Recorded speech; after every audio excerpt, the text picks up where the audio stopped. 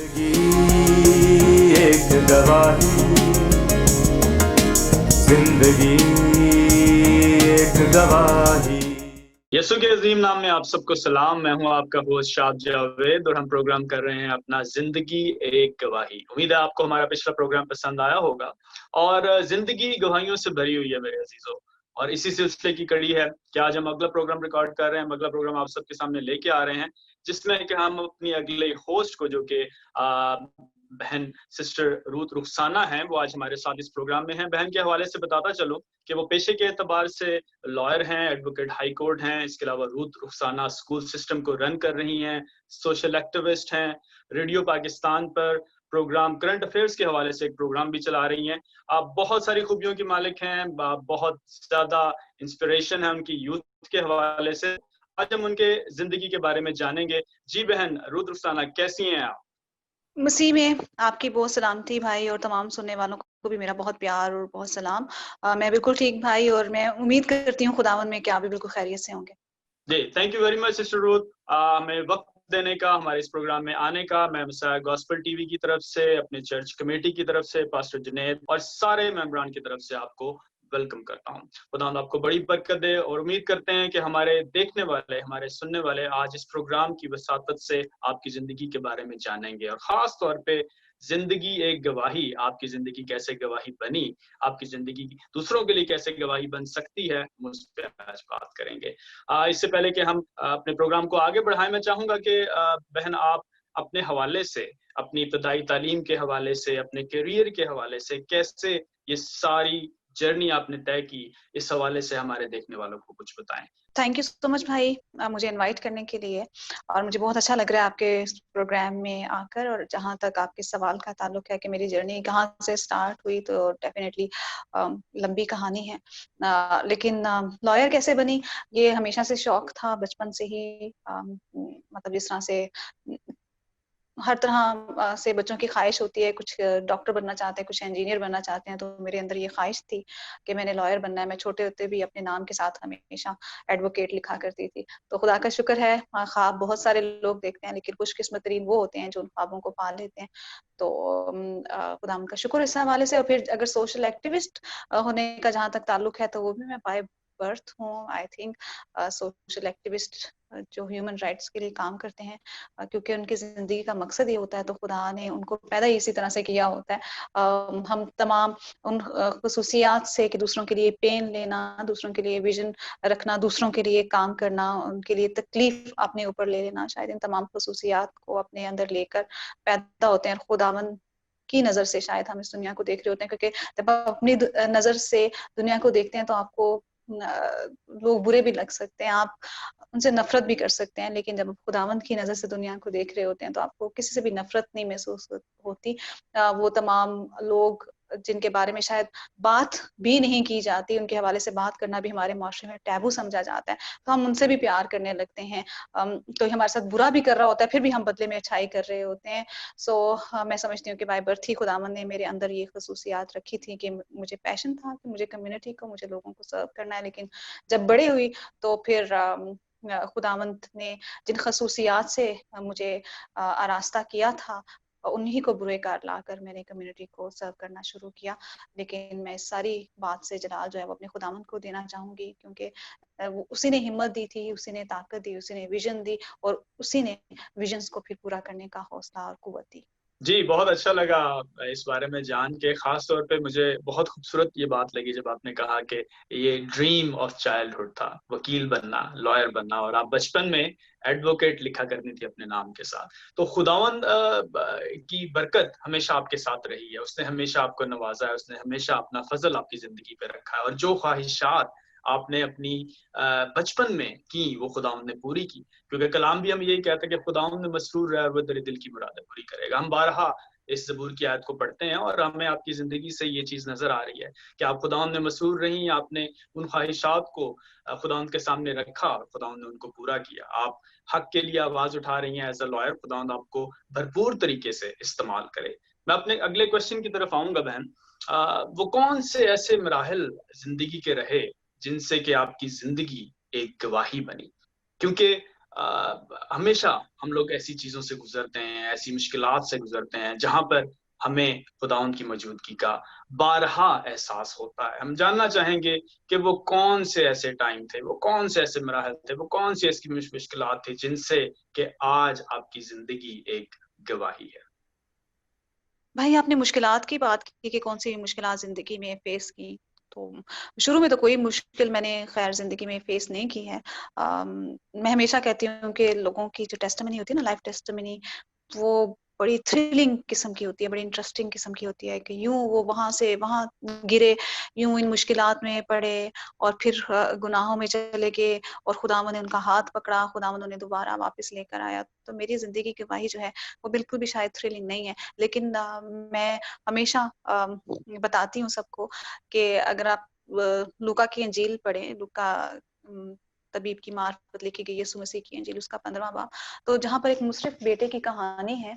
तो मुसरिफ बेटे के अलावा भी एक बेटा है जो काफी इग्नोर किया जाता है। मतलब हम कलीसियाओं में हमेशा मुसरिफ बेटे के हवाले से ही कहानी जो है वो सुनते हैं, इसी हवाले से वाइज दिए जाते हैं, लेकिन उसका एक भाई भी था जिसको बहुत ज्यादा इग्नोर किया जाता है। तो मेरी टेस्टिमनी उस भाई से काफी ज्यादा मिलती है, मुसरिफ बेटे के भाई जैसी, कि जो हमेशा से बाप के साथ ही था। तो मैं भी हमेशा से खुदावंद के साथ ही थी। मैंने जिस घर में आंख खोली, मेरी वालिदा खास तौर पर खुदावंद में मसरूर रहने वाली, रूह कुद्दस से मामूर, गैर ज़ुबानें बोलने वाली खातून, हमेशा खुदावंद की वर्शिप करने वाली, तो मैंने उनके जरिए से ही, उनकी गोद में ही मैंने खुदावंद को जानना शुरू किया और उन्हीं के वसीले से मैंने खुदावंद को अपना शख्सी निजात दहिंदा जो है उसके तौर पर कबूल किया। तो क्योंकि कलाम था जिंदगी में, माँ की दुआएं थी और तरबियत से भी ज्यादा मैं समझती हूँ कि खुदा का कलाम जो है वो बच्चों का पीछा करता है। वो जब भी दुनिया में निकलते हैं तो यूं खुदा का कलाम जो है वो हमेशा मेरे साथ साथ रहा और खुदावंद ने हमेशा मेरी मुहाफिजत की। और फिर पर्सनल खुदावंद ने मुझे अपना इनकाउंटर भी दिया, क्योंकि मुझे खुदावंद से मिलने का बहुत ज़्यादा शौक था। मैं चाहती थी कि मैं खुदावंद में बढ़ूँ, मैं खुदावंद की आवाज़ सुनूँ, मैं खुदावंद को जानूँ, मैं खुदावंद से बात करूँ, इसलिए कि हम किसी बुत की तो वर्शिप करने वाले हैं नहीं, हम तो ज़िंदा खुदा को पुकारने वाले लोग हैं। तो भी ज़िंदा खुदा को तो बोलना भी चाहिए, ज़िंदा खुदा की आवाज़ भी हमें सुनाई देनी चाहिए। तो ये मेरी खुदावंद के साथ एक बहुत ज़्यादा इस हवाले से बातचीत होती थी और बाइबल मुकद्दस जो है वो हमेशा मेरे तकिए के पास होती थी। मैं उसको इतना ज़्यादा पढ़ती थी, इतना ज़्यादा, और कभी-कभार तो ऐसा होता था कि हम अंकल अर्नेस्ट मल की कन्वेंशन से वापस घर आ रहे होते थे, तो घर वाले फौरी तौर पे सो रहे होते थे कि 2 बज गए हैं, इतनी देर तक कन्वेंशन होती रही है। तो मैं फिर उनको डिस्टर्ब ना करने के लिए मैं कभी चाँद की रोशनी में, कभी टॉर्च लेके मैं बाइबल पढ़ती रहती होती थी, इतना ज़्यादा शौक था।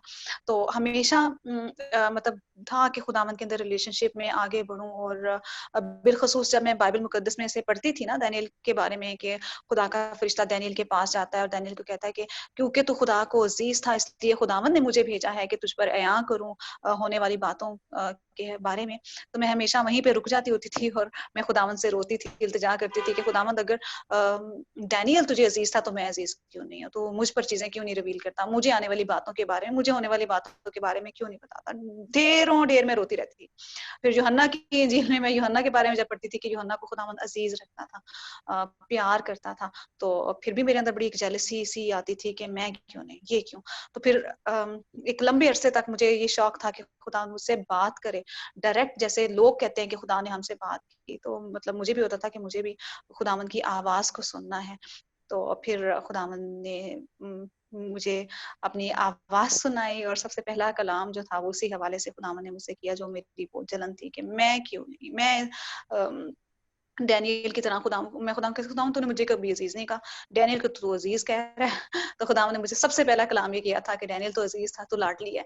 और खुदा ने मुझसे ये कहा थ्रू वर्ड ऑफ गॉड ही, कलाम के जरिए से ही मुझसे कलाम किया कि नबियों को तो ख्वाहिश थी कि जो दिन तुम देखते हो वो देखें लेकिन ना देख सके। और फिर खुदा ने मुझे ये वर्ष दी कि जितने जो हैं औरतों से पैदा हुए उनमें यूहन्ना बपतिस्मा देने वाले से बड़ा कोई नहीं है, लेकिन आसमान की बादशाही में जो सबसे छोटा है वो उससे बड़ा है। सो खुदावंद ने हमारा जो मुकाम रखा है वो बहुत ज्यादा रखा है। तो यूं खुदावंद ने मुझे पहली बार तसल्ली दी। फिर खुदा के रूह से इनकाउंटर हुआ। एक बहुत बड़े कबूतर की सूरत में मैंने खुदा के रूह से मुलाकात की, गुफ्तगू की। फिर 2013 में मेरी खुदावन के साथ बिलमुशाफी मुलाकात जिसको कहते हैं वो हुई। मैं तब कर रही थी सोशल वर्क, 2013 की बात है।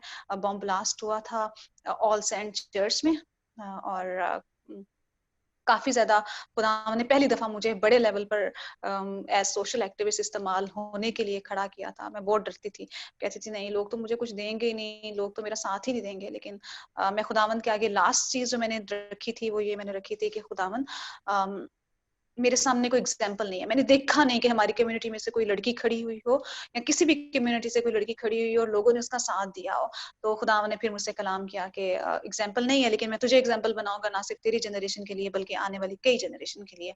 तो फिर जब मैं खड़ी हुई, मैंने उस काज के लिए कि ऑल सेंट चर्च के जो मरीज थे उनकी मदद करनी है, उनके घरों में मदद पहुंचानी है। तो मैंने देखा कि खुदावन ने एक तो हेल्पर्स बहुत ज्यादा मुहैया की है, और दूसरी दुनिया भर से, मतलब रूस तक से लोगों ने जो है मेरा हाथ थामा, मुझे मदद दी, मुझे डोनेशंस दी।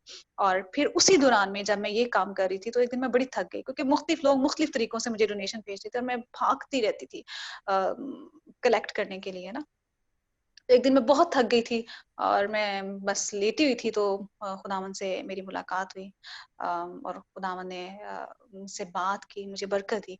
तो वहां से जो है एक पर्सनल रिलेशनशिप खुदावन के साथ और ज्यादा स्ट्रांग हो गया। और मैं खुदावन का शुक्र करती हूँ कि फिर एक ऑनलाइन चर्च, या जिसके बारे में कोई नहीं जानता, मैंने कभी बताना भी नहीं चाहा, इसलिए कि लोग मुझे एक सोशल एक्टिविस्ट के तौर पे जानते हैं ओपनली।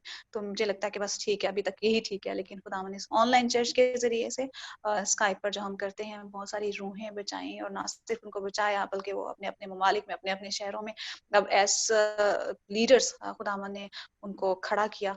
तो मैं इस बात के लिए खुदावन का शुक्र करती हूँ कि बीइंग क्रिश्चियन जो मेरी टेस्टिमनी बनी, जिस तरह से खुदावन मुझे लेकर बढ़ा, वो मेरे लिए बहुत मायने रखता है। और जब मैं पीछे मुड़ के देखती हूँ या अभी देखती हूँ, तो मैं हमेशा ही खुदावंद के हाथ को अपने ऊपर पाती हूँ। खुदावंद ने बहुत सारी नेमतें दी, बहुत सारी बरकतें दी। बिलखसूस खुदावंद ने मुझसे जब ये कहा कि क्योंकि गिले शिकवे हमेशा ही रहते हैं, मेरी दोस्ती भी है खुदावंद से, मेरा बाप भी है, मेरा दोस्त भी है। तो खुदावन ने मुझसे कहा था, तुझे पता है मैंने सबसे प्रेशियस चीज तुझे दी है, क्योंकि मैंने अपना आप तुझे दिया, मैंने अपना कलाम तुझे दिया। तो दरअसल मैंने अपना आप तुझे दिया, सबसे इंपॉर्टेंट चीज दी है, सबसे अहम चीज दी है। तो खुदावन का शुक्र करती हूँ इस बात के लिए कि खुदावन ने आई बिलीव माँ के पेट से ही मुझे चुना और इस्तेमाल किया मुख्तलिफ तरीके से, जिस तरह से भी खुदावन चाहता है। सोशली लोगों के लिए, लोगों को तालीम मुहैया करने के लिए, लोगों को साफ पानी मुहैया करने के लिए, लोगों को लीगली हेल्प आउट करने के लिए, मशवरे देने के लिए, या फिर लोगों के लिए दुआ करने के लिए, लोगों को कलाम सुनाने के लिए। तो ये बरकत है खुदावंद की, और मैं इसके लिए चाहती हूँ कि जितने भी दिन जिंदगी के बाकी हैं, मैं खुदावंद के अच्छे सिपाही की तरह ये दौड़ अच्छे तरीके से मुकम्मल कर सकूं, एक अच्छी टेस्टिमनी एज लेगेसी पीछे छोड़ के जा सकूं। What a wonderful testimony. बहन, खुदावंद ने आपको बड़ी बरकत दी है, और जिस तरह से आपने उस सारे सफर को बयान किया है, कि सबसे खूबसूरत बात जो मुझे लगी कि आप हमेशा से खुदावंद के साथ थी। हम बाज़ औक़ात, बल्कि अक्सर, जैसे मुशर्रफ बेटे की मिसाल तो दी जाती है, लेकिन वो बेटा जो हमेशा से बाप के साथ था उसकी मिसाल बहुत कम दी जाती है। लेकिन आपने उस पहलू को उजागर किया, आपने अपनी लाइफ को उसी तरह से एग्जाम्पल के तौर पे पेश किया, और ये बहुत खूबसूरत बात है कि आप हमेशा से खुदावंद के साथ थी। आपका वो पैशन, आपकी हंगर कलाम के लिए वो हमेशा से रही, और खुदावंद ने उस वजह से, उन सारी बातों से, वो जो हंगर थी आपका, वो जो पैशन था खुदावंद के साथ चलने का, खुदावंद को देखने का, उससे बात करने का, उसने वो सारी बातें आपको दी हैं। ये बहुत बड़ी ब्लेसिंग है। मेरा ईमान है कि हमारे सारे देखने वालों ने आपकी इस जर्नी से, आपकी इस टेस्टिमनी से, कि कैसे खुदावंद आपकी जिंदगी में काम कर रहा है, कैसे खुदावंद आपको ब्लेस कर रहा है, बहुत बरकत पाई है। मेरा ईमान है कि लोगों ने बहुत बरकत पाई है। खुदावंद आपको बहुत बरकत दे। हम अगले सवाल की तरफ बढ़ेंगे। आप एज अ लॉयर खिदमत कर रही हैं, आप सोशल एक्टिविस्ट भी हैं, आप एक स्कूल सिस्टम को भी चला रही हैं, और हमने जाना कि आप प्रेयर ग्रुप्स के थ्रू, आप ऑनलाइन चर्च के थ्रू खिदमत में हैं, मिनिस्ट्री में हैं। तो आपका विजन आने वाले दिनों में हमारी कौम के लिए क्या है, और उस विजन को पूरा करने के लिए आप क्या प्लान कर रही हैं कि किस तरह से अपने इस विजन को आप लेकर चलेंगी और पूरा करेंगी? जी बहन। बहुत शुक्रिया भाई अप्रिशिएट करने का। लेकिन मुझे लगता है कि सारी इज्जत और सारा जलाल खुदावंद के ही नाम को मिलना चाहिए। मैं हमेशा कहती हूँ और मुझे लगता भी है, ये हकीकत है, ये फैक्ट है कि जितनी खुदावंद ने हमें इज्जत दे दी है ना, हम सब अगर अपनी जिंदगियों पर गौर करें तो वो शायद हमारी औकात से बढ़कर ही है। तो अब सारी इज्जत सारा जलाल बस खुदावंद ही के नाम को मिलता रहे। जहां तक आपने ये कहा कि मैं सोशल एक्टिविस्ट भी हूँ और लॉयर भी हूँ या कुछ भी, स्कूल सिस्टम भी रन करती हूँ, तो मैं वो सब कुछ भी इसीलिए करती हूँ क्योंकि मैं खुदावंद की बेटी हूँ, क्योंकि मैं खुदावंद की खादमा हूँ और खुदावंद ही मेरे दिल में डालता है।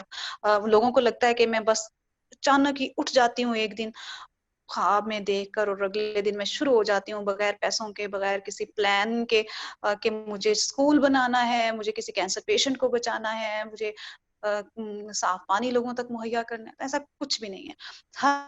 ये नहीं होता कि मैं जज्बाती हो जाती हूँ, खुदावंद मुझे रोया देता है और मैं बहुत दफा खुदावंद से कंफर्मेशन लेती हूँ कि खुदावंद मुझे ये करना चाहिए, तू मेरे पीछे खड़ा है, तू।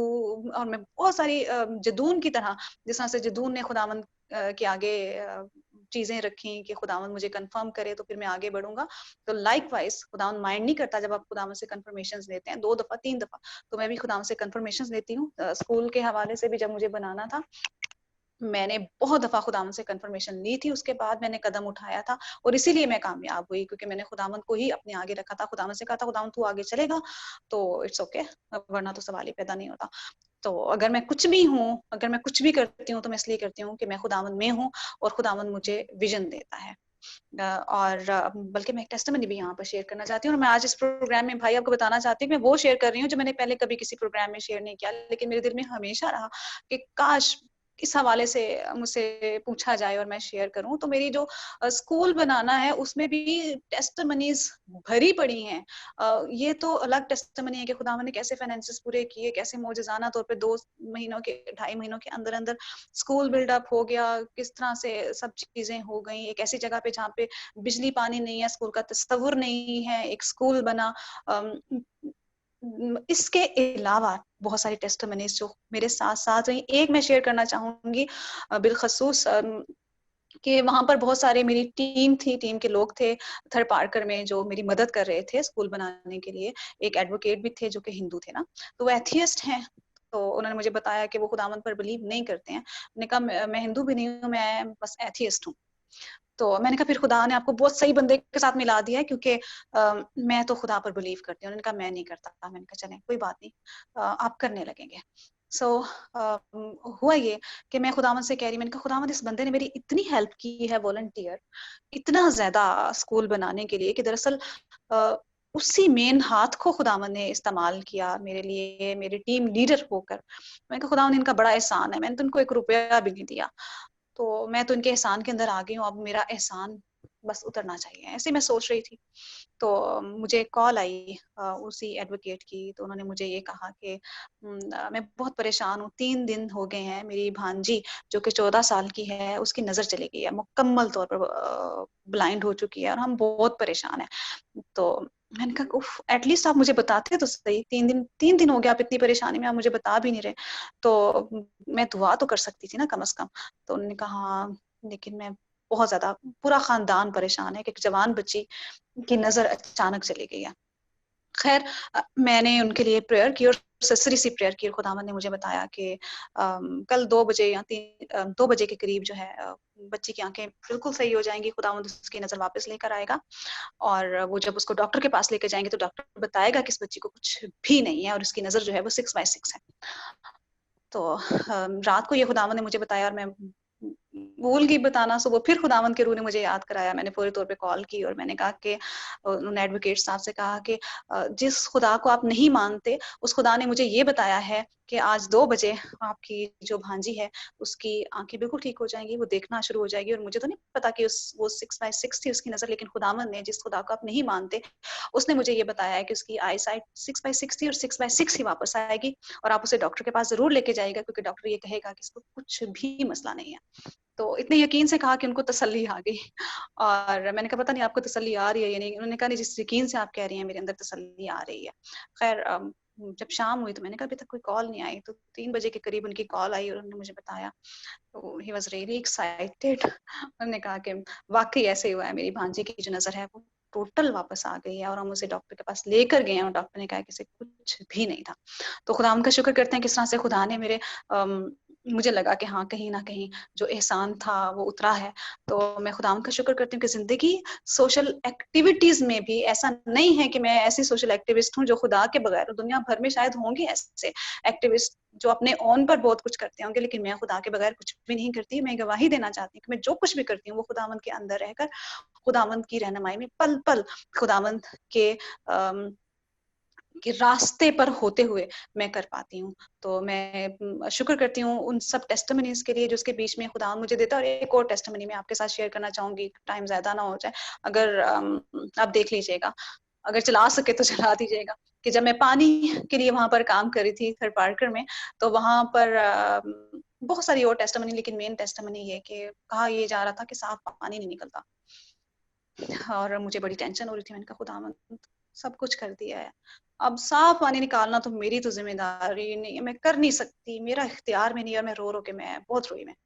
तो खुदावंद ने मुझे मुझे बताया, खुदावंद ने कहा कि इख्तियार क्यों नहीं है। खुदावंद मूसा का कैरेक्टर मेरे सामने लेकर आया। खुदावंद ने कहा जस्ट यूज योर अथॉरिटी।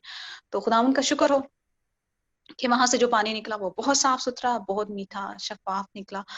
तो हर एक चीज, जिस जिस चीज के बारे में आप बात करेंगे मेरी किसी भी सोशल एक्टिविटी में, तो उसमें खुदावंद ही निकलेगा और खुदावंद की ही नाम को जलाल मिलेगा। पर मुझे बहुत दुख होता है जब पास्टर लोग ये समझते हैं कि मैं बस सोशल एक्टिविस्ट हूँ और ह्यूमन राइट एक्टिविस्ट हूँ। लेकिन नहीं, मैं खुदावंद की बेटी हूँ और मुझे और इसीलिए सब कुछ कर पाती हूँ क्योंकि मैं खुदावंद के अंदर हूँ। खुदावंद मेरी लाइफ में है और खुदावंद मेरी लाइफ में है और वही वाहिद मेरा फख्र है।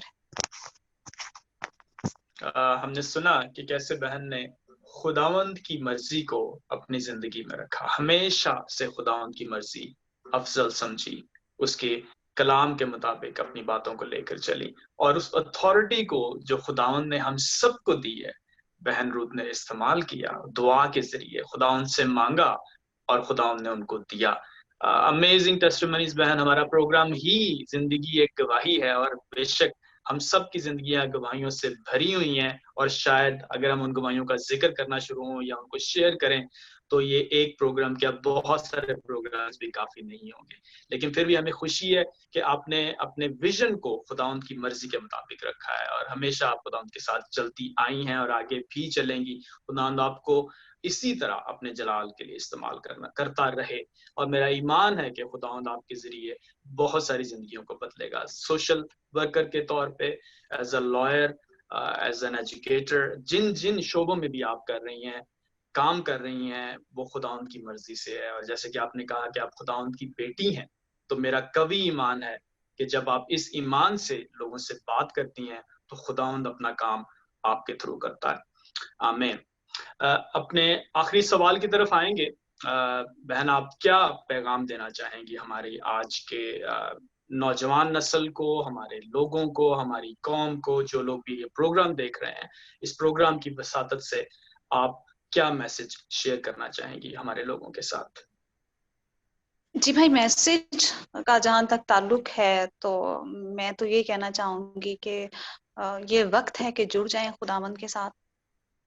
आप कुछ भी कर रहे हैं, आप का प्रोफेशन कुछ भी है, डॉक्टर हैं, आप इंजीनियर हैं, आप लॉयर हैं, लेकिन क्रिश्चियन होने के नाते हमें ये समझने की जरूरत है कि हम खुदावंद के बगैर कुछ नहीं है, लेकिन खुदावंद में होकर हम सब कुछ हैं, क्योंकि ये एंड टाइम है। लेकिन मैं हमेशा कहती हूँ कि ये एंड टाइम अबलीस के लिए है, क्योंकि उसका आखिरी वक्त आ चुका है, लेकिन हमारे लिए तो अब इटर्नल टाइम शुरू होने वाला है। लेकिन क्योंकि जिसका एंड टाइम है उसको पता है कि खात्मा जल्द होने का है, तो वो एक स्पिरिचुअल रैलम में एक वॉरफेयर का हम हिस्सा है।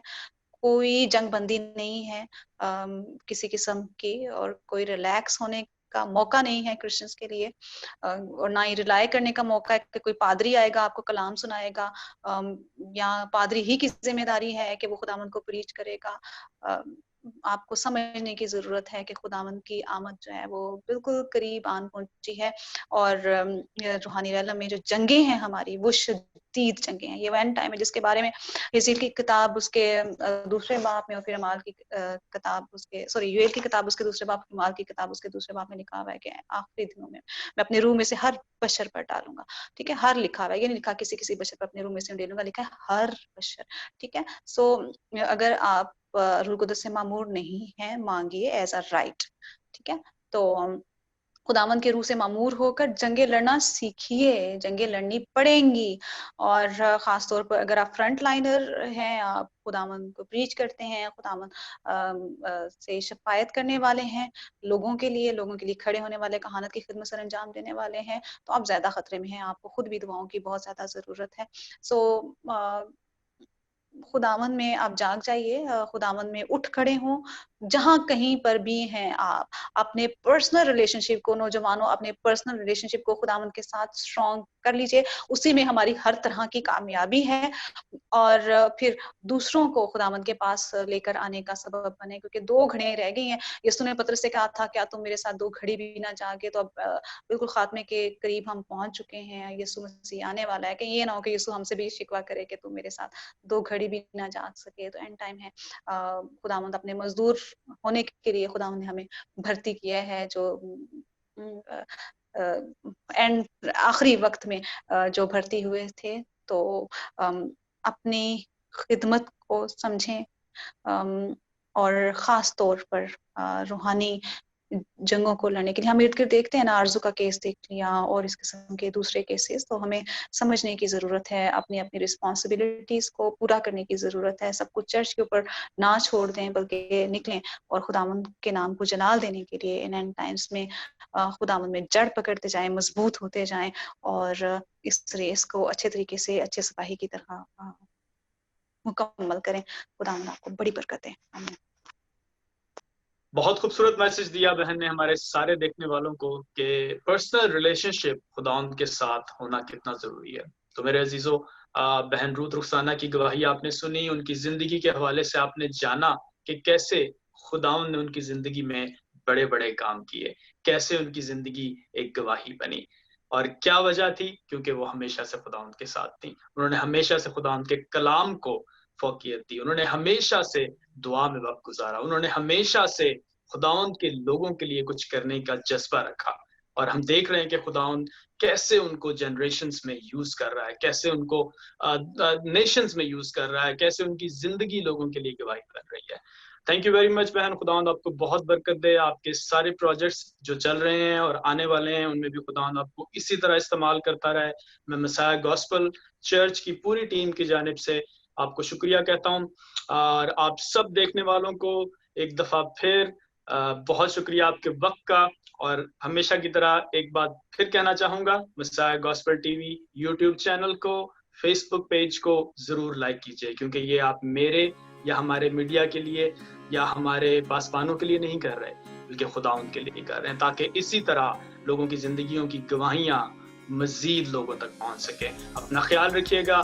अगली दफा फिर दोबारा जिंदगी एक गवाही के साथ आप सबके साथ मुलाकात होगी। मैं हूं आपका होस्ट शाब जावेद। खुदावंद आपको बहुत बरकत दे। जिंदगी एक गवाही, जिंदगी एक गवाही।